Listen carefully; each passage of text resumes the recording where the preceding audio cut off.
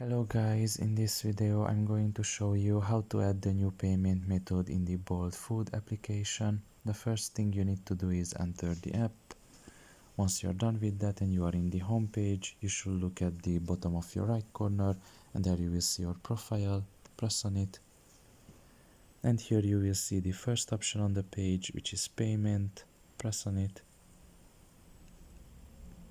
And here you can see the payment methods down below. You can see that right now to me it is set to cash, but if I want to use online payment, for example, I can just press on add the debit or credit card, and here you can just enter the card number, the expiry date, the protection code, and finally you can just press continue down below and you have just added a new payment method just like this.